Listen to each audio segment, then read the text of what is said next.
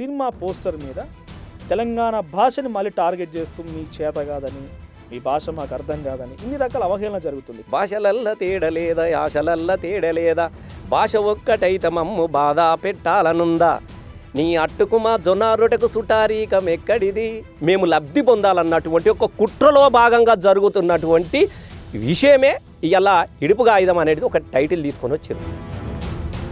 నెహ్రూ గారు కలిసేటప్పుడే ఏం చెప్పినాడు, మీరు ఎప్పుడైనా విడిపోవచ్చని విడాకుల పత్రం ముందే రాసిపెట్టిండు. తెలంగాణ ప్రజలు మన భాషలో ఇడుపుగా ఆయుధం అని రాసుకున్నారు.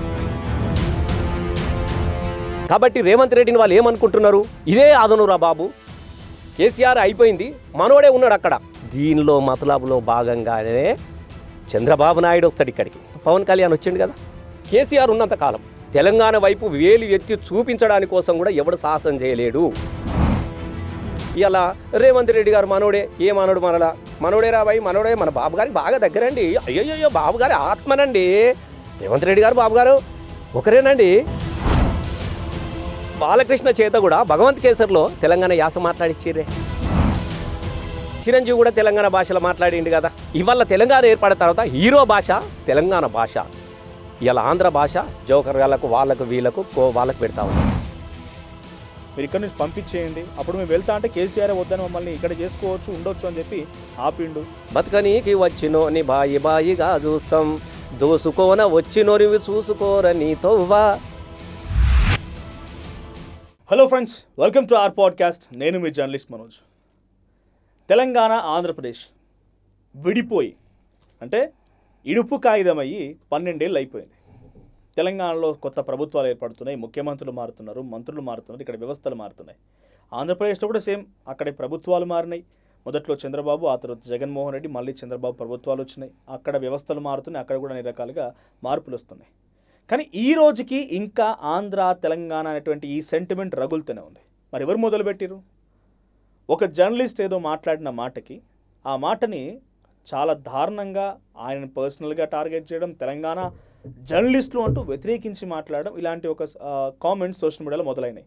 ఆ తర్వాత ఇక్కడికి వచ్చిన ఒక నాయకుడు తెలంగాణ మీ అయ్య జాగీరా అంటూ క్వశ్చన్ చేయడం, వచ్చి రాగానే నవనిర్మాణ అనేటువంటి పేరిట ఓ సభను ఏర్పాటు చేయడం.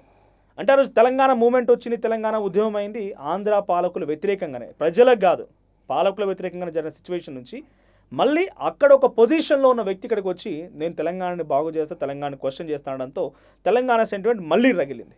ఇది ఇక్కడితో ఆగలేదు. ఎక్కడి వరకు దారితీసిందంటే రీసెంట్గా ఒక సినిమా పోస్టర్ విడుదలైంది, ఇడుపు కాగితం అనేటువంటి ఒక సినిమా పోస్టర్.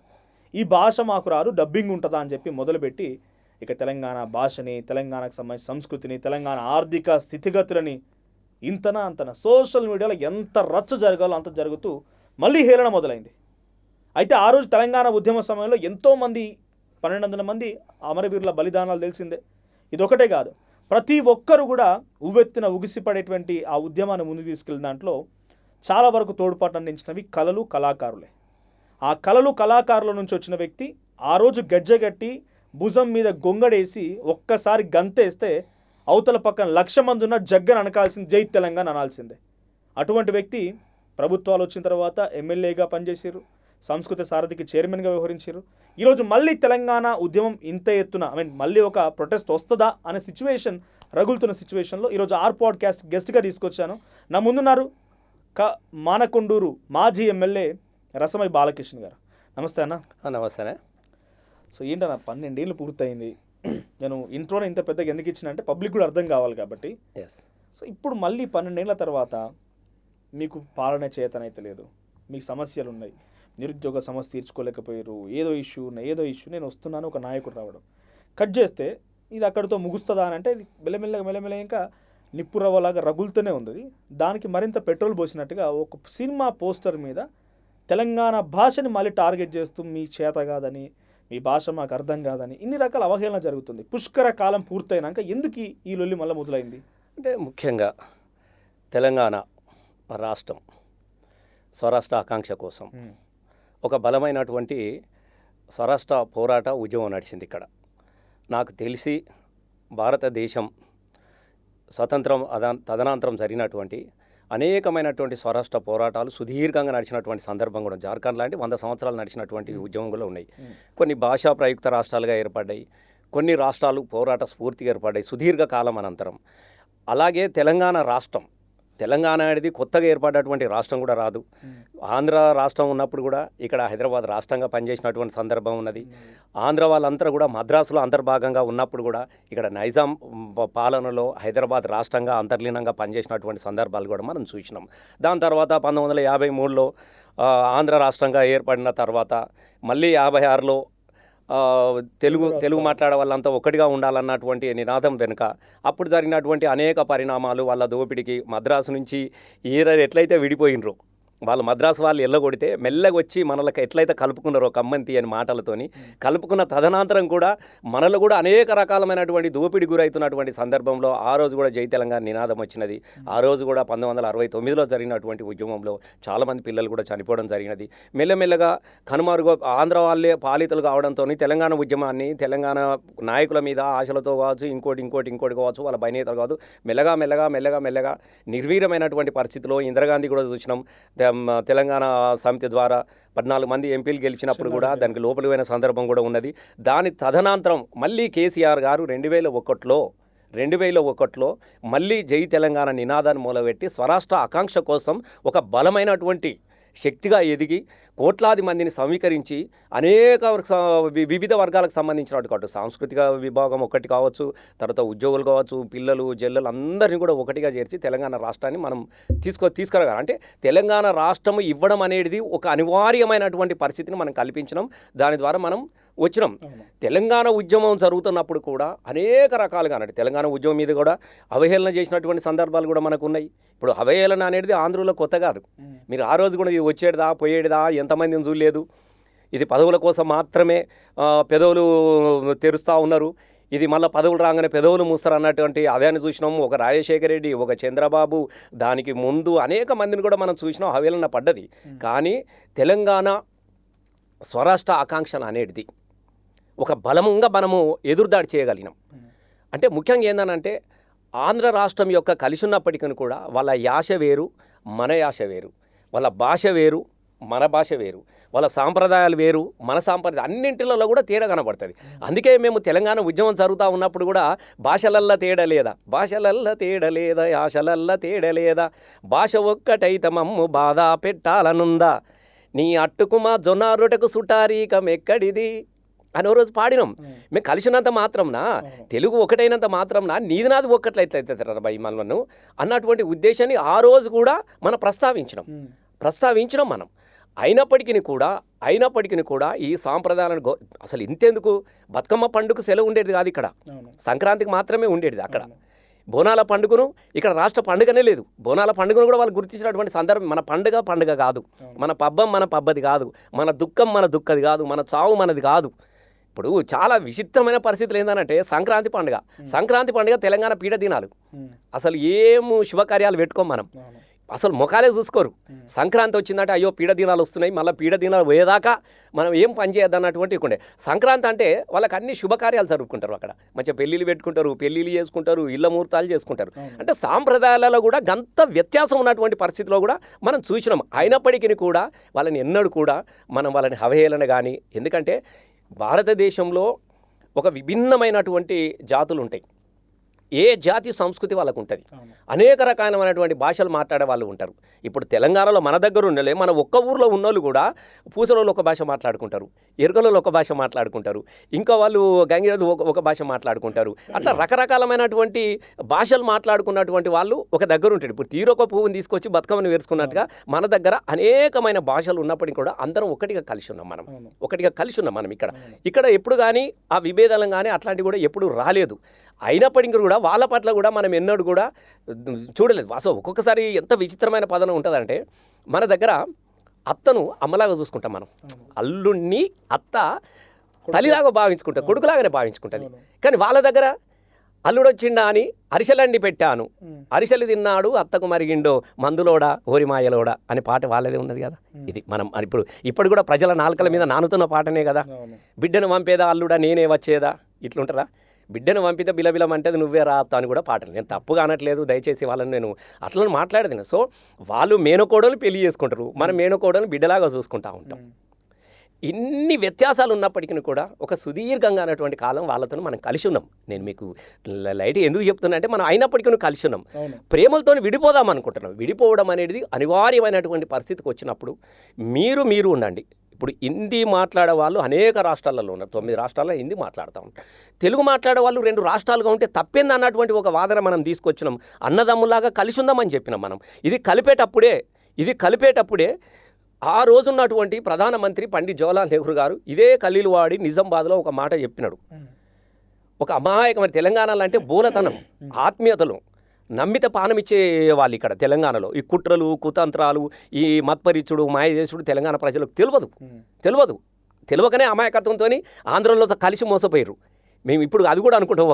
అప్పుడు ఉన్నటువంటి పరిస్థితుల్లో, అట్లాంటి పరిస్థితుల్లో నెహ్రూ గారే స్వయంగా ఏం చెప్పినాడు ఆ రోజు. ఇప్పుడు అందరిని మీకు చార్ట్పీట్లు కొడితే వస్తుంది, గూగుల్లో దొరికితే వస్తుంది, ఆయన స్పీచ్ కూడా ఉంటుంది. ఒక తుంటరి, చాలా తెలివిగల ఒక కొంటెవానికి, ఒక తుంటరి వానికి అమాయకమైనటువంటి తెలంగాణ అమ్మాయినిచ్చి పెళ్లి చేస్తున్నాము. అమాయకమైనటువంటి తెలంగాణ పిల్లనిచ్చి ఈ తుంటరి ఈ అనేటువంటి అబ్బాయికి ఇచ్చి పెళ్లి చేస్తూ ఉన్నాం. ఈ పెళ్లి కనుక సుదీర్ఘంగా కలిసి ఉండకపోతే మీరు ఎప్పుడైనా విడాకులు తీసుకోవచ్చు అని చెప్పినారు. ఎవరైనా ప్రపంచ చరిత్రలో మీరు ఎప్పుడన్నా చూడండి, ఎవరన్నా గాడ్ బ్లెస్ యూ అంటారు. అత్యంతలు వేసినప్పుడు ఏం చేస్తారు? మీరు చల్లగా బతకండి, 100 ఏళ్ళు కలిసి జీవించండి అని అంటారు. కానీ నెహ్రూ గారు కలిసేటప్పుడే ఏం చెప్పినాడు? మీరు ఎప్పుడైనా విడిపోవచ్చు అని విడాకుల పత్రం ముందే రాసి పెట్టిండు. మీరు గుర్తుపెట్టుకోండి, విడాకుల పత్రం అనేది ముందే రాసిండు. మీరు ఎప్పుడైనా విడిపోవచ్చు కలవకుంటే అన్నాడు. ఈ విడిపోవడాన్ని తెలంగాణ ప్రజలు మన భాషలో ఈడుపు కాగితం అని రాసుకున్నారు. గంతే. దీనిలో ఇడుపు కాగితం అంటే మాకు తెలియదు, నీకు తెలియదు అని కాదు. ఇడుపు కాగితం వెనక చాలా కుట్ర దాగున్నది తెలంగాణలో. ఇన్ని రోజులు ఒక బలవంతమైనటువంటి 2023 వరకు కేసీఆర్ లాంటి ఒక బలమైన శక్తి. ఒకసారి ఇంటరప్షన్. తెలుగు భాషలో రెండు రాష్ట్రాలు ఉంటే తప్పేందని అన్నారు. అసలు మనం మాట్లాడే తెలుగు భాషే కాదంటున్నారు వాళ్ళు. తెలుగు భాషలో ఏమైనా డబ్బింగ్ ఉంటుందా అని మాట్లాడుతున్నారు. ఇక తెలుగు భాషలో డబ్బింగ్ ఉంటుందా అని అంటున్నటువంటి మూర్ఖులకు మనం ఏం చెప్పినా వాళ్ళకి అర్థం కాదు. వాస్తవంగా వాళ్ళ యాస పాడు, కానీ ఆ యాస భాష మనకు ఒక ముక్క అర్థం కాకపోయినా మనం అర్థం చేసుకొని మన వాళ్ళే కదా వాళ్ళతో చాలా సుదీర్ఘమైనటువంటి కలిసి ఉన్నాం. నేనేమంటున్నా అంటే ఎవరి యాస, ఎవరి భాష, ఎవరి సాంప్రదాయం వాళ్ళకి చాలా గొప్పది. దాన్ని గౌరవించుకోవాల్సిందే, తప్పదు. సేమ్ టైం ఇంకొకరి యొక్క సాంప్రదాయాన్ని, ఇంకొక భాషను, ఇంకొక యాసను అవమానించడం అనేది సరైనది కాదు అని మనం చెప్తున్నాం. మనం చెప్పాలంటే చాలా ఉన్నాయి వాళ్ళవి. అసలు ఒక్కదాని కాదు, అసలు తెలంగాణ ఉద్యమం జరుగుతూ ఉన్నప్పుడు చాలాసార్లు డిబేట్లు జరిగేది. అసలు ఏంటంటే తెలంగాణ వాళ్ళకు భాష తెలియదు, ఏం తెలియదు. మనం ఏమంటాం? ఆడపిల్లను, అరే బిడ్డ పండుగ వచ్చింది బిడ్డ చెల్లెని తోలుకరాపోరా అంటాం. మనం సహజంగానే పండుగ వచ్చింది బిడ్డ చెల్లెని తోలుకరాపో అంటాం. వాళ్ళు తోలుకరావడం అనేది చాలా తప్పు పట్టినటువంటి సందర్భం ఉన్నది. తెలంగాణ ఉద్యమం జరుగుతూ ఉన్నప్పుడు మాట్లాడేది మాతోనే డిబేట్లు. అసలు ఏంటండి మీరు ఆడపిల్లలంటే మీకు గౌరవమే లేదు, మీరు తోలుకరావడం ఏంటండి? మా దగ్గర పశువులను తోలుకొస్తామని అంటాం. ఆ పశువులను తోలుకరాపోరి అంటాం మేము. అంటే ఏంటండి, పశువులను తోలుకొచ్చినట్టుగా ఆడపిల్లలను తోలుకరమ్మని అంటారా అని చెప్పేసి వాళ్ళు మాట్లాడినటువంటి సందర్భాలు ఉన్నాయి. అదే మన దగ్గర ఏమంటాం? మనుషులను తోలుకరమ్మంటాం, వస్తువులను తీసుకురమ్మని చెప్తాం. వాళ్ళు ఏమంటారు? శవాన్ని తీసుకొచ్చారండి, అమ్మాయిని తీసుకొచ్చారండి అంటారు వాళ్ళు. మీరు చూడండి, పండగకి అమ్మాయిని తీసుకొచ్చారండి అంటారు. ఈ తీసుకురావడాన్ని మనం ఏమంటాం? పీనుగా తీసుకొచ్చినాం, శవాన్ని తీసుకొచ్చిరా అని అడుగుతాం. మనం బిడ్డను తోలుకరమ్మని చెప్తాము, శవాన్ని తీసుకురమ్మని చెప్తాం. ప్రాణం లేని వస్తువులన్నీ కూడా టేబుల్ తీసుకురా, చాక్ పీస్ తీసుకురా, ఇవన్నిటి కూడా మన వస్తువులను మాత్రమే తీసుకురమ్మని చెప్తాం. ప్రాణమున్న ప్రతిదాన్ని తోలుకొని రమ్మంటాం. బిడ్డ నీతోని చేయి పట్టుకొని చెల్లెని తోలుకొనిరా, అన్నను తోలుకొనిరా, నాయనను తోలుకొనిరా, బాపుని తీసుకొనిరా అని చెప్పేసి మనం తోలుకరమ్మని చెప్తా ఉంటాం. ఇన్ని వ్యత్యాసాలు ఉన్నప్పటికీ మనం ఎన్నడూ కూడా వాళ్ళని అవమానించలేదే. మా భూ అంటాం, నువ్వు అన్నం అంటాం, నువ్వు సాంబార్ అంటావు, మేము పచ్చిపులుసు అంటాం. అంటే దీనిలో తెలియదు. ఇప్పుడు జరుగుతున్నటువంటి విషయం ఏంటంటే చాలా తెలివిగా ఇప్పుడు జరుగుతున్నది ఇడుపుగా ఆయుధం అనేది వాళ్ళకు తెలియక కాదు. దయచేసి మనం గుర్తుపట్టే, ఇడుపుగా ఆయుధం అనే ఒక పదం ద్వారా ఇక్కడున్నటువంటి కలిసి ఉన్నటువంటి తెలంగాణ, ఇప్పుడు కొంతమంది రాష్ట్రం విడిపోయిన తర్వాత సుదీర్ఘంగా ఇక్కడ ఉన్న వాళ్ళు ఉన్నారు. ఇక్కడ పెళ్ళిళ్ళు చేసుకున్నారు, ఇక్కడ అమ్మాయిలను పెళ్ళిళ్ళు చేసుకున్నారు, ఇక్కడ మన వాళ్ళు పెళ్ళిళ్ళు చేసుకున్నారు, వ్యాపారాలు చేసుకున్నారు, కలిసిన వాళ్ళు ఉన్నారు, అందరూ ఉన్నారు. ఇప్పుడు వీళ్ళ మధ్యన మళ్ళీ ఒక అడ్డుగీత గీయాలన్నటువంటి కుట్రలో భాగంగా జరుగుతున్నటువంటి పదమే ఇడుపుగా ఆయుధం అంటే మాకు తెలియదు అని చెప్పేసేసి కేసీఆర్ ఉన్నంతకాలం ఈ 10 సంవత్సరాలు ఎవడు సాహసం చేయలేదు. మీరు గుర్తుపెట్టుకోండి, తెలంగాణ యాసను ఎక్కిరించడానికి ఎవరికి సాహసం చేయలేదు. తెలంగాణ భాషను ఎక్కిరించడానికి ఎవరికి ధైర్యం చాలలేదు. తెలంగాణ వైపు వేలు ఎత్తి చూపించడానికి కోసం కూడా ఎవడు సాహసం చేయలేడు. ఎవరు? కేసీఆర్ ఉన్నన్ని రోజులు. మరి ఇలా కేసీఆర్ దిగిపోయిన తర్వాత మళ్ళా భాష మీద దాడి మొదలవుతూ ఉన్నది. తెలంగాణ ఆత్మగౌరవం మీద దాడి జరుగుతూ ఉన్నది. మెల్లగా తెలంగాణకు తొవ్వలు, ఆంధ్ర నుంచి మళ్ళీ తెలంగాణ తొవ్వలు ఏర్పడతా ఉన్నాయి. ఇదంతా కారణం. వ్యత్యాసం గమనించిన అక్కడ కేసీఆర్ గారు ఉన్నప్పుడు కొంతమంది వైసీపీ నాయకులు మాట్లాడుకోవచ్చు, అక్కడ ఇప్పుడు కూడా మాట్లాడుతూ ఉంటారు. వాళ్ళు పేరు నాని వాళ్ళందరూ మాట్లాడుతూ ఉంటారు. నాయకుల వరకు అప్పుడు మాట్లాడుకోవచ్చు. ఇప్పుడు పబ్లికే మాట్లాడుతున్నారు. పబ్లిక్ నుంచే ఈ రెస్పాన్స్ వస్తుంది. పబ్లిక్ మధ్యనే ఈ కొట్లాట. నేనేమి చెప్తున్నాను, పబ్లిక్ మాట్లాడట్లేదు, పబ్లిక్ తోని మాట్లాడిపిస్తున్నారు. దీని వెనుక ఒక కుట్ర ఉన్నది. మీరు గమనించాల్సింది ఒకటి ఉన్నది. ఎప్పుడు కానీ మనం ఒక్కొక్కసారి నేషనల్ జియోగ్రఫీ అని అవి కానీ చూస్తూ ఉంటాం. సింహాలు లేడులను కానీ పదులు కానీ జంతువులను వేటాడడానికి వస్తాయి. వచ్చి ఏం చేస్తాయి? కూర్చుంటాయి, సప్పుడు చేయి, కూర్చుంటాయి. ఎప్పటిదాకా కూర్చుంటాయి? పోయిన ఇటుని చూస్తూ ఉంటాయి. అవి దగ్గరకు వచ్చి మేషన కూడా సప్పుడు చేయాయి. చూసుకొని ఏం చేస్తూ ఉంటాయి? అవి పరిగెడుతున్నప్పుడు ఏదైతే బలహీనంగా కనబడదో, వీళ్ళకు ఏదైతే బలహీనంగా ఉన్నదో 100 లేడి గుంపులు పరిగెడుతున్నా కూడా, ఉరుకుతున్నా కూడా సింహం కూర్చొని ఇట్లా చూస్తూ ఉంటుంది. ఓహో, ఇవి అన్ని బలంగా ఉన్నది, దీని వెనుక నేను గెలవలేను, దీన్ని పట్టుకోలేను, అందులో బలహీనంగా ఏదైతే ఉన్నదో దాన్ని చూసుకొని వేటాడుతుంది, దాన్ని కొట్టేస్తే తింటుంది. ఇక్కడ బలహీనమైనటువంటి పాలితుడు రేవంత్ రెడ్డి గారు ఉన్నారు కాబట్టే ఇలా మళ్ళీ భాష మీద దాడి జరుగుతూ ఉన్నది, యాస మీద దాడి జరుగుతూ ఉన్నది. ఎందుకనంటే రేవంత్ రెడ్డి అనే ఒక వ్యక్తి ఆంధ్రబాబు అంతర్భాగం. మీరు గుర్తుపెట్టుకోండి, ఆత్మ. ఇలా రేవంత్ రెడ్డి తెలంగాణ బిడ్డనే కావచ్చు, కానీ ఆత్మ అనేది ఒకటి ఉన్నది కదా. ఆ ఆత్మ అనేది మనది కాదు, అది ఆంధ్ర ఆత్మ. తెలంగాణను రాష్ట్రాన్ని వ్యతిరేకించినటువంటి చంద్రబాబు ఆత్మ. నేను ఎందుకు అంటున్నానంటే, ఆ రోజు కూడా చంద్రబాబు తెలంగాణ ఉద్యమాన్ని వ్యతిరేకించిన రోజున కూడా కోట్లాది మంది సకల జనుల సమ్మె చేసినా, సహాయ నిరాకరణ చేసినా, కోట్లాది మంది రోడ్ల మీదకి వచ్చి ఒక్కొక్క వీరుడు శ్రీకాంతాచారి, యాదిరెడ్డి, వీళ్ళందరూ కూడా యాదిరెడ్డి, శ్రీకాంతాచారి, కిష్టయ్య, మేము మాలాంటి వాళ్ళము, మాకు కూడా పుడితొక్కడి సత్యరెండు, రాజన ఎత్తుకో తెలంగాణ జెండాని మేము, వీళ్ళందరూ కళాకారులు, కవులు, అసలు తెలంగాణ ఉద్యమం అనేది ఒక ప్రపంచం నుంచి కెమెరాలు తీసుకొని వచ్చారు. ప్రపంచంలో ఉన్నటువంటి అనేక మంది జర్నలిస్టులు కూడా తెలంగాణ ఉద్యమాన్ని చిత్రీకరించడానికి కోసం వచ్చినటువంటి సందర్భంలో పిల్ల జెల్ల గొడ్డు గోదలను తీసుకొచ్చి రోడ్డు మీద అడ్డంగా బండబెట్టిరే. పోలీసులకు ఆంధ్రోలకు వస్తే గొర్రెలను తోలిరు రోడ్ల మీద. ఇంత ఉద్యమం జరుగుతూ ఉన్న రోజున ఇప్పుడున్నటువంటి ముఖ్యమంత్రి, ఆ రోజు చంద్రబాబు పార్టీ యొక్క ప్రధానమైనటువంటి వ్యక్తి, జై తెలంగాణ అని ప్రజలంటే నై తెలంగాణ అన్నటువంటి ఏకైక వ్యక్తి రేవంత్ రెడ్డి. చంద్రబాబు మీరు చూసారు 2009లో ఎమ్మెల్యే మాట్లాడండి. వెళ్ళినా చెప్తున్నా కదా, చంద్రబాబు నాయుడిని గ్రామాలకు అడుగుపెట్టనియమని అని చెప్పేసి తెలంగాణ ప్రజలంతా తిరుగుబాటు చేసినప్పుడు కరీంనగర్ నువ్వు ఎట్లా పోవని చెప్పి తుపాకీ వేసుకొని సొంత ప్రజల మీద, చంద్రబాబు కోసము, ఆంధ్రబాబు కోసము తెలంగాణ గుండెల మీద తుపాకీ ఎక్కుపెట్టినటువంటి వ్యక్తి రేవంత్ రెడ్డి. కాబట్టి రేవంత్ రెడ్డిని వాళ్ళు ఏమనుకుంటున్నారు? ఇదే ఆదనురా బాబు, కేసీఆర్ అయిపోయింది, మనోడే ఉన్నాడు, మళ్ళీ ఎంటర్ అవుదాం మెల్లగా, మళ్ళీ మన తొవ్వలు ఏర్పాటు చేసుకుందాం. అటుపోయే రోడ్లన్నీ, విజయవాడ ఇటు నుంచి అటుపోయిన రోడ్లన్నీ మళ్ళీ ఎదురొస్తూ ఉన్నాయి, మెల్లగా వస్తూ ఉన్నారు. దీనిలో మతలబులో భాగంగానే చంద్రబాబు నాయుడు వస్తాడు ఇక్కడికి. పవన్ కళ్యాణ్ వచ్చిండు కదా. ఎందుకు వచ్చిండు నువ్వు చెప్పిగా, మీరు చెప్పండి. నివాసాలు ఇక్కడ ఉన్నారే, నివాసాలు అనేక మంది ఉన్నారు. ఇప్పుడు నేను కూడా బొంబాయిలో నివాసం ఏర్పడంగానే నేను బొంబాయి అని అయిపోతానా? నేను అమెరికాలో మనం మస్తు పోతా ఉన్నాం, మనం అమెరికాలో అయిపోతావా మనం? నువ్వు ఉండు, ఎవరొద్దు అంటున్నారు, నీ ఆస్తులకు ఎవడొద్దు అంటున్నాడు. కానీ కుట్ర ఇక్కడ ఒకటి జరుగుతూ ఉన్నది. మాట ఏంటంటే, గతంలో ఇదే జనసేన పవన్ కళ్యాణ్ మీ ప్రెస్ మీట్ పెట్టడం మేము అడిగినప్పుడు, కేసీఆర్ మహారాష్ట్రకు పోవచ్చు, కేసీఆర్ జార్ఖండ్ పోవచ్చు, కేసీఆర్ ఆంధ్రప్రదేశ్కి వచ్చి నా పార్టీ నాయకుడిని ఆయన పార్టీలో చేర్చుకుని అధ్యక్షుడిగా అనౌన్స్ చేయవచ్చు, నేను తెలంగాణకు వచ్చి రాజకీయాలు చేస్తాను. నేను ఇప్పుడు ఆయన రాజకీయం చేయంగా తప్పు అనట్లేదు, రేపు ఆయన నిలబడితే కూడా మేము తప్పని మేము అనట్లేదు. ప్రపంచంలో భారతదేశంలో ఒక భారత పౌరునిగా నువ్వు ఎక్కడి నుంచి అని నిలబట్టి మేము అనట్లేదు.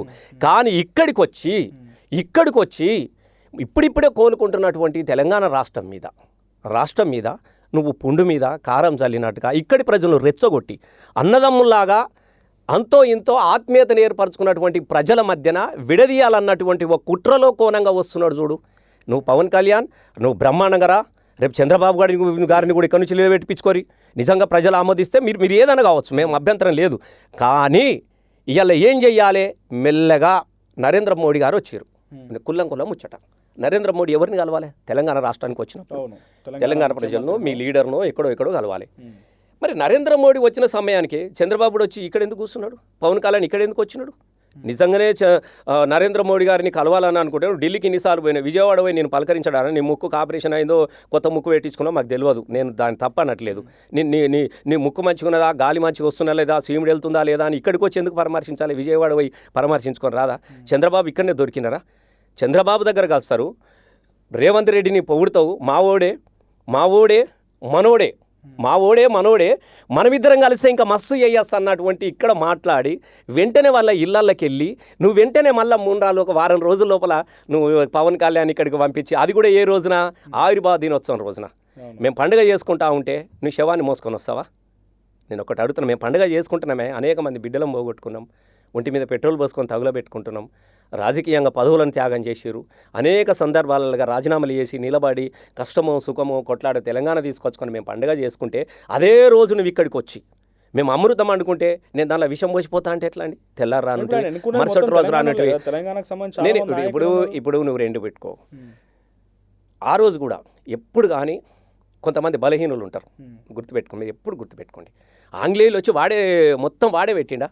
ఆంగ్లేయ సైన్యంలో మనోళ్ళు వెళ్ళి మన భారతీయులు చేరి యుద్ధం చేసిన వాళ్ళు లేరా? ఇప్పుడు అందరూ ఉంటారు, గాంధీ ఉంటాడు, గాడ్సే ఉంటాడు. నేను దాన్ని కానట్లేదు. గాంధీ పుట్టిన చోట గాడ్సేలు కూడా పుట్టిరు. మీరు దాని గురించి తప్పనండి. ఇక్కడ కూడా అక్కడోళ్ళనో ఇక్కడోళ్ళనో వాళ్ళను వీళ్ళలో జమ చేసుకొని మాట్లాడడం అనేది సరే వాళ్ళు మనోళ్ళే, తెలియను, వాళ్ళకి అమాయకులు. నేను 100% చెప్తున్నా. వాళ్ళ పట్ల కూడా నేను తప్పుగా అనట్లేదు. ఎప్పుడు కానీ కత్తి ఇచ్చేటోళ్ళు వాళ్ళే ఉంటారు, పొడిచేటోడు మనోడు ఉంటాడు. ఎప్పుడు గుర్తుపడి ప్రతి ఉద్యమంలో కూడా ఇదే జరిగినది. ఇంట్లో కాదు, ప్రతి దానిలో కూడా. ఇప్పుడు రావణాసురునికి రామునికి యుద్ధం జరిగిన సందర్భంలో కూడా రాక్షసుల వైపు నుంచి రామునికి మద్దతు ఇచ్చిన వాళ్ళు లేరా? కోవటి చేసిన వాళ్ళు లేరా? రావణుని చంపిన వాళ్ళు లేరా? అది సహజం. అవి అన్నిట్లలో ఉంటారు. నేను వాళ్ళ గురించి రాముడు ఎవరు, రావణాసురుడు నేను ఏమంటాను, ఇప్పుడు నేను ఏం ఇప్పుడు మనం అది వేరు కథ. ఆ కథలు కూడా ఇప్పుడు విభీషణుడు రాముని తమ్ముడు వచ్చి ఏం చేసినాడు? రాముని వైపు నిలవలేదా? చెప్పలేదు. నేను ఏమంటున్నానంటే అందరూ ఉంటారు. నేను దాన్ని కూడా కొలమానంగా తీసుకుంటలేను. రేపు రాజకీయంగా ఒక పార్టీకి మద్దతు కావాలనంటే వీళ్ళని విడదీయాలి, మళ్ళీ ఆంధ్రలో కలిసి ఉన్న తెలంగాణను విడదీయాలన్నటువంటి ఒక కుట్రలో భాగంగా జరుగుతున్నటువంటి విషయమే ఇవాళ భాష మీద జరుగుతున్నటువంటి దాడి. పక్కగా నేను చెప్తా ఉన్నా. కుట్ర అయితే ఎవరికి లాభం అవుతుంది దీనివల్ల? నేను ఏమంటారు, లాభ నష్టాల గురించి. వాళ్ళు ఏమనుకుంటున్నారు? పవన్ కళ్యాణ్ వచ్చి వారం నెల రోజుల తర్వాత ఇన్ని రోజులు కలిసి ఉన్నది లేనిది. తెలంగాణ ఉద్యమంలో కూడా ఇంత పచ్చిగా మాట్లాడినటువంటి సందర్భం లేదు. ఇడుపు కాగితం అనే పదం ఎవరు అనిపిస్తారు? వాళ్ళ వెనుక ఎవరు ఉన్నారు? వాళ్ళ వెనుక ఉన్నోడెవడా అని అడుగుతున్నా నేను. ఇన్ని రోజులు లేనిది ఇప్పుడే ఎందుకు వస్తూ ఉన్నది? ఇలా పవన్ కళ్యాణ్కు నేను తప్పనట్లేదు, నిలబడమంటారు. దమ్ము ధైర్యం ఉంటే నిలబడే బాబు. నువ్వు రెండిట్లలో కూడా ఓడగొట్టిన రోజులు ఉన్నది. ఏదో దురదృష్టం, ఒక్కొక్కసారి రాజకీయాలు అన్నప్పుడు గెలుపులు ఉంటాయి, ఓటమి ఉంటాయి. నువ్వు దాన్ని బలుపును చూసుకొని నువ్వు వాపును చూసుకొని నాకు బలుపు ఉన్నది అని అనుకుంటే ఎవడేం చేయలేడు. తెలంగాణ అనేది ముమ్మాటికి మళ్ళీ చెప్తా ఉన్నా, చాలా రేషంగల్లది తెలంగాణ గడ్డ, ఆత్మగల్లది తెలంగాణ గడ్డ. ఒంటి మీద పెట్రోల్ పోసుకొని బగబగ మండుతూ ఉంటే కూడా తల్లిని చెల్లిని యాద్ చేసుకోలే జై తెలంగాణ నినదించినటువంటి అమరులు పుట్టినటువంటి గడ్డ. ఒక్కసారి నీ నుంచి పోయిన తర్వాత మళ్ళీ తిరిగి మీరు అడుగు పెడతామనుకోవడం మీ భ్రమ. సూర్యుని మీద చూసుకొని ఉమ్మాలనే ప్రయత్నం చేస్తే అది మీ నెత్తి మీద పడతా తప్ప ఇక్కడున్నటువంటి ప్రజల మధ్యన భాష పేరిటనో యాస పేరిటనో రెచ్చగొట్టి లబ్ధి పొందుతామనుకోవడం మీ భ్రమ అని నేను మళ్ళా చెప్తున్నా. కాబట్టి ఈ ఇడుపు కాగితంకి ఛార్జ్ పీట్ ఉంది, వారికి తెలియదా? ఇడుపు కాగితం అంటే గిట్లా కొడితే రాదా? నేను ఒక్కటే చెప్తున్నా, ఇది సమస్య అని కాదు. అంటే ఇక్కడ ఉన్నటువంటి మనుషులను విడగొట్టడానికి కోసం జరుగుతున్నటువంటి కుట్ర. ఇవాళ ఇప్పుడు చాలా మంది ఆంధ్రోళ్ళు ఉన్నారు, చాలా ఇప్పుడు మహబూబ్ నగర్ పెడుతున్నారు. ఇన్ని రకాలుగా ఒక చిన్న టైటిల్ ఇంత పెద్ద ఎత్తున చర్చ తీసుకొస్తున్నారు. దీని వెనుక కూడా పవన్ కళ్యాణ్ అంటారా? నేను ఒక మాట వింటారా? అసలు దీని ప్రొడ్యూసర్ ఎవరు చెప్పు నాకు? ఆంధ్రాకి సంబంధించిన వాళ్ళు, సంబంధించి వాళ్ళదే. నేను చెప్తున్నా, ఇప్పుడు వాళ్ళు పాపం మనోడు వంశీ కూడా మన జమ్మికుంటా మనోడు ఒక మంచి కథ రాసుకున్నాడు. పాపం తిరిగిండు, చాలా మంది దగ్గర తిరిగిండు. నేను తప్పనట్లేదు, చాలా సంతోషం. ఇలా మనోళ్ళు మీరే కాదు కథలు. ఇలా సుకుమార్ లాంటి అంత పెద్ద రైటర్, అంత పెద్ద దర్శకుడు కూడా ఒక తెలంగాణ కథను విన్న తర్వాత సుకుమార్ కంపెనీ వేసుకున్నాడు అని చెప్తున్నా. వంశీ కాదు, కథ ఎవరు రాశారు? వంశీ రాసిండు, బ్రహ్మాండంగా రాసుకున్నాడు, చాలా మంది దగ్గర తిరిగిండు. చివరికి వాళ్ళని మించినటువంటి తెలంగాణ కథలు రాస్తున్నారు మనోళ్ళు. మామూలు ముచ్చట కాదు ఇది. తెలంగాణ ఆత్మ గౌరవం, తెలంగాణ రాష్ట్రం ఏర్పడ్డ తర్వాత ఏం జరిగింది అనడానికి కోసం మీకు చెప్తా ఉన్నా. అద్భుతమైన కథలు. మనోడు బలగం, మేము రుద్రంగి తీసినాం. ఇట్లా అనేకమైన కథలు చాలా వస్తున్నాయి తెలంగాణ కథలు. మన లగ్గం రాలేదా? మరి లగ్గం అన్నప్పుడు ఎందుకు నొప్పి రాలేదు? మీరు పెళ్ళి అంటారు కదా, వివాహం అంటారు కదా. ఇప్పుడు వివాహ భోజనము రెస్టారెంట్లు కూడా వచ్చినాయి కదా, వివాహ భోజనాలు. మరి లగ్గం అన్నప్పుడు నీకు ఎందుకు నొయ్యలేదా? ఆ రోజు ఎందుకో యాదికి రాలేదు? పెళ్ళి అంటే యాదికి రాలేదు. మరి ఇలా ఇడుపు కాయిదాలు అనగానే నీకు ఎందుకు ఇదంతా పుట్టుకొస్తుందా అంటున్నా. దీని వెనుక కుట్ర ఏంది? ఆ రోజు లేని అటువంటి లగ్గము టైటిల్ అప్పుడు లేనిది, పెళ్ళి అప్పుడు లేని బలగమప్పుడు లేనిది, బలగమప్పుడు కూడా లేనటువంటి వివాదాలు ఇవాళ ఎందుకు వస్తున్నాయి అంటే, రేపో మాపో కార్పొరేట్ ఎలక్షన్లు వస్తాయి, దాని తర్వాత ఎలక్షన్లు వస్తుంది. కాబట్టి ఇక్కడ ఉన్నటువంటి ఆంధ్ర సోదరులు తెలంగాణ మధ్యన ఒక చిచ్చు పెట్టి మేము లబ్ధి పొందాలన్నటువంటి ఒక కుట్రలో భాగంగా జరుగుతున్నటువంటి విషయమే ఇలా ఇడుపుగా ఆయుధం అనేది ఒక టైటిల్ తీసుకొని వచ్చారు. వాస్తవంగా ఆ టైటిల్ గురించి కాదు, దీని వెనుక చాలా కుట్ర జరుగుతూ ఉన్నది.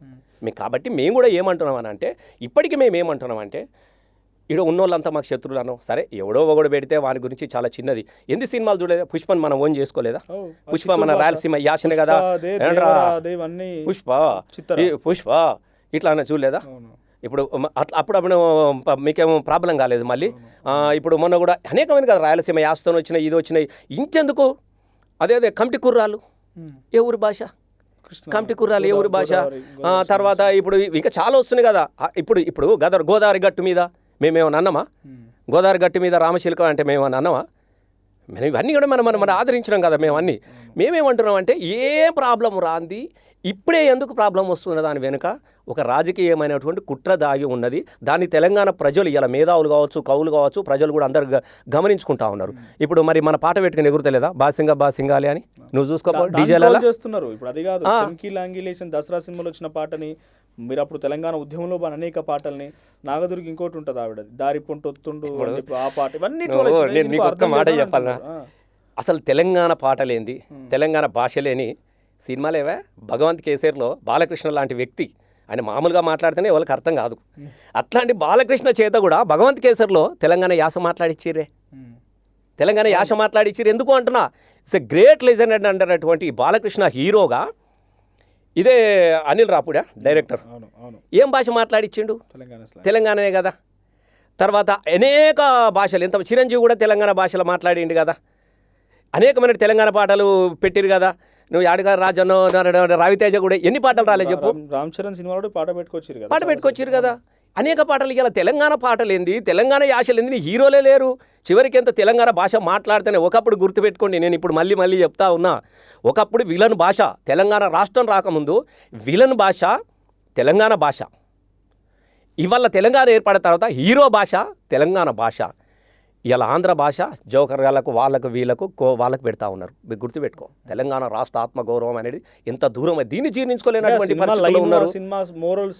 ఏమంటున్నానే బ్రహ్మాండంగా వాళ్ళ సినిమాలు మనం చూడట్లేదా అంటున్నాం. ఇప్పుడు నీకు పుష్ప అయితే మన యాస కాదు, మన భాష కాదు, మన కథ కాదు. ఇప్పుడు పెద్ద సినిమా వచ్చింది, పెద్ద ఎక్కడి కథ నేను అడుగుతా ఉన్నా. నువ్వు అక్కడి కథనే కదా, మన వాళ్ళు చూడలేదా సినిమా? పెద్ద మీద ఎక్కువ మాట నన్ను మాట్లాడిరా, ఇది అరే మా ఊరు కథ కాదు, ఇది ఆంధ్ర కథ, ఇది ఈ కథ అని మనోళ్ళు అన్నాడా? ఇప్పుడు చిరంజీవి గారు అదేమంటే సమరసింహారు ఏదో తీసగానే విజయ్ మొన్న వచ్చింది చిరంజీవిది, అంత మొత్తం నరికేసు రాలేదా? అదే చిరంజీవి ఒకటి వచ్చింది కదా, వీరసింహారెడ్డి ఏదో వచ్చింది కదా మొన్న అక్కడే, సైరా నర్స్, అదే ఇక్కడ కథ కాదు కదా, రాయలసీమదే కదా. మనోళ్ళు చూడలేదా? నేను దయచేసి ఏమంటున్నా అంటే, ఏ ఊరు కథలనైనా మనోళ్ళు ప్రేమించారు, ఎక్కడ విమర్శించలేదు. హీరోలను ప్రేమించారు, అందరిని కూడా ప్రేమించారు. ఇవాళ లేక ఒక్కలు ఓ తెలంగాణ కథతోని ఆ అమ్మాయి నా దుర్గా వాళ్ళు అంతా తెలంగాణ ఆర్టిస్టులు మాకు సంతోషపడ్డారు. నిజంగా మాకు కూడా నేను చాలా సంతోషపడ్డా. నేను కూడా 3 సినిమాలు తీసిన, తుపాకిరాలు లాంటి ఆ రోజుల్లో కూడా ఎవరు థియేటర్లు లేకుండా మా తెలంగాణ భాష ఉండాలి, తెలంగాణ యాస ఉండాలి, మా వాళ్ళని పెట్టి సినిమా తీయాలన్నతో నేను 3 సినిమాలు తీసిన. నేను ఆ రోజు ఎంత ఇబ్బంది పడ్డా. ఇలా మా వాళ్ళందరినీ ఒక దగ్గర చూస్తే నిజంగా చెప్తా ఉన్నా, తీరొక పువ్వుని తీసుకొచ్చి బతుకమ్మని వేసినట్టుగా ఇలా తీరు ఆర్టిస్టులు అందరూ తీసుకొని ఒక ఇడుపుగాయుధమైన టైటిల్ పెట్టంగానే వచ్చిరు అని అంటే అది టైటిల్ కొట్లాట కాదు, అది టైటిల్ కొట్లాట కాదు, తెలంగాణను విచ్ఛిన్నం చేసే కొట్లాట మాత్రమే. కాబట్టి దాని వెనుక వాళ్ళు ఉన్నారు. ఏమైందనంటే రాను ఇండస్ట్రీ మీద వివాదం, ఇండస్ట్రీలో ఉన్న వాళ్ళు 95% కూడా అంటాడు. యూట్యూబర్ వాడి పేరు ఏంది, మహీధరా సంథింగ్ ఉంది ఆయన పేరు. 95% టాలీవుడ్లో మొత్తం ఆ ప్రాంతానికి సంబంధించిన వాళ్ళు దమ్ముంటే మీరు తరిమేయండి, మీరు ఇక్కడ నుంచి పంపించేయండి, అప్పుడు మేము వెళ్తా అంటే కేసీఆర్ వద్దని మమ్మల్ని ఇక్కడ చేసుకోవచ్చు ఉండొచ్చు అని చెప్పి ఆపిండు. తర్వాత తెలంగాణ ప్రాంతంలో కూడా ఎక్కువగా ఆంధ్ర వాళ్ళకి సంబంధించిన కంపెనీలు ఉన్నాయి, మేము అమ్ముదామంటే మీకు కొనుక్కునే దమ్ముందా అని కూడా క్వశ్చన్. అంటే లేదు, వాళ్ళకి కావాల్సింది అదే. వాళ్ళు దీన్ని మళ్ళీ మంచిగా పచ్చబడ్డటువంటి తెలంగాణను ఇచ్చగొట్టాలన్నటువంటి కుట్రలో జరుగుతున్నటువంటి కుట్రాన్ని మళ్ళీ చెప్తా ఉన్నా నేను, మళ్ళీ మీకు చెప్తా ఉన్నా. ఆ కుట్రలో భాగంగా జరుగుతున్నాం. మేము కేసీఆర్ గారు కూడా ఆ రోజు కూడా ఏం చెప్పాడు, మేము కూడా ఈ రోజు చెప్తున్నాం. మేము చాలా పాటలు కూడా బాగానే చాలా పాటలు కూడా రాసినాం. ఇప్పుడు బతుకనీకి వచ్చినోని బాయిగా చూస్తాం, బతుకనీకి వచ్చినోని బాయిగా చూస్తాం, దోసుకోన వచ్చినోని చూసుకోరని తవ్వా. దోచుకునేటోళ్ళు వచ్చిన వాళ్ళు మాత్రమే వెళ్ళిపోండి తప్ప బతకడానికి వచ్చిన వాళ్ళు మాలో ఆత్మీయంగా కలుపుకుంటామని మనం చెప్పినాం. ఇప్పుడు కూడా మనం గట్లనే ఉన్నాం. వాళ్ళ పట్ల మనకి ఎన్నడూ కూడా అది లేదు. ఇలా ఇన్ని హోటల్ పెట్టుకున్నారు, ఇన్ని రెస్టారెంట్లను పెట్టుకున్నారు. ఇప్పుడు కూడా కరీంనగర్ లాంటి సిద్దిపేటల ప్రాంతంలో కూడా ఆంధ్ర మిలిటరీ భోజనం అని ఉంటుంది. మనం వెళ్ళి ఎప్పుడన్నా వాళ్ళ పట్ల మనం అన్నామా? పాపం వ్యాపారాలు చేసుకొని బతుడు. ఇప్పుడు చాలామంది మీరు రోడ్డు మీద చూడండి, రోడ్డు మీద పెట్టినటువంటి క్యాంటీన్లు కావచ్చు, రోడ్డు మీద పెట్టినటువంటి ఆ భోజనాలు అవన్నీ కూడా కావచ్చు, అన్నం కేంద్రాలు అన్నీ వాళ్ళే కదా. నీవే ఒక్కడన్నా ఒక తెలంగాణ ప్రాంతంలో ఒక్కడన్నా ఉన్నాడా నువ్వు చెప్పు? వాళ్ళ దగ్గరికి వెళ్ళి మన వాళ్ళు తినట్లేదా? వాళ్ళతో గొడవలేదు, ఎవరితో గొడవలేదు.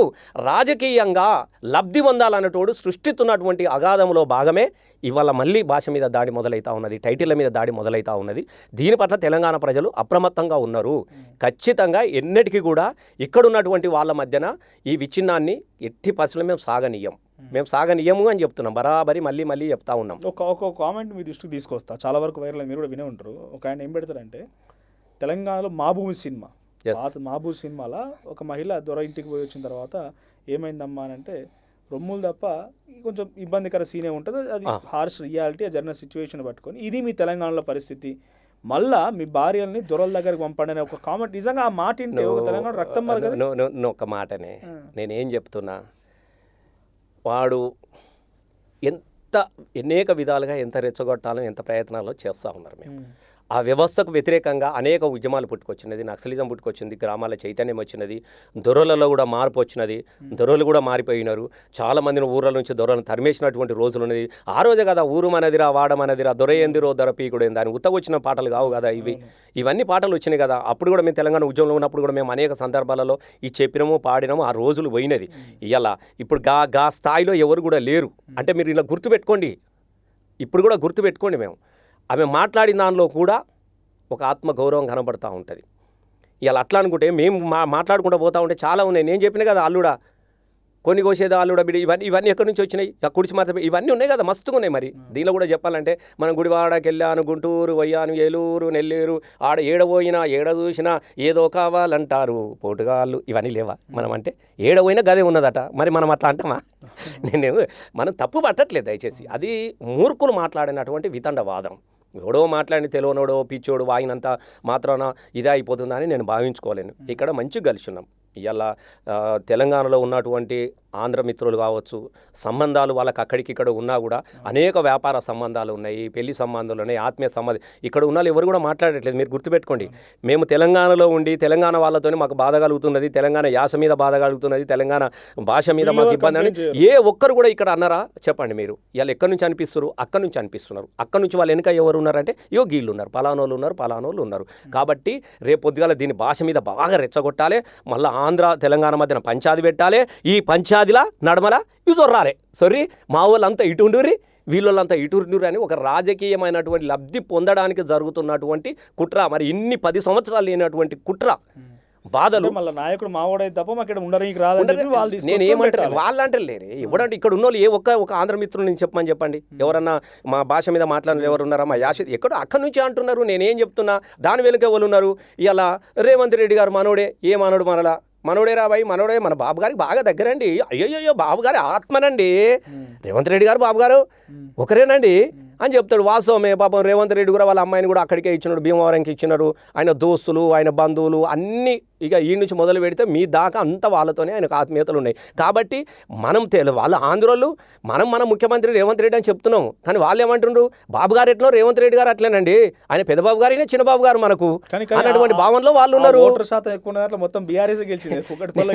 ఇప్పుడు కూడా గెలుస్తాం 100%. ఇప్పుడు కూడా నేనేమంటున్నా, రేవంత్ రెడ్డి కాదు వాళ్ళు అంటారు, ఇక్కడ వాళ్ళు గారు.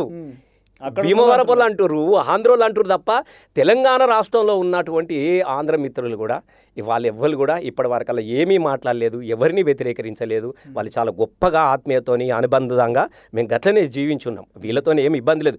వీళ్ళ మధ్యన చిచ్చు పెట్టాలన్నటువంటి ఒక కుట్ర జరుగుతుంది అని చెప్తా ఉన్నా నేను. ఆ కుట్రలో చొర్రీలు రాజకీయ లబ్ధి పొందడానికి కోసం జరుగుతున్నటువంటి కుట్రగా భావించుకుంటూ ప్రజలను రెచ్చగొట్టాలి, అది వీళ్ళకు కూడా చుట్టాలి. ఇక్కడ మళ్ళీ కూకటిపల్లిలో, షేర్లింగంపల్లిలో, నిజామాబాద్లో వాళ్ళు ఉన్నటువంటి ఆంధ్రనంతా సైడ్ చేయాలి అలా అనేటువంటి ఒక కుట్ర జరుగుతూ ఉంది. కానీ ఇక్కడ ఉన్నటువంటి మా ఆంధ్ర మిత్రులు కూడా గంత అమాయకంగా ఏం లేరు.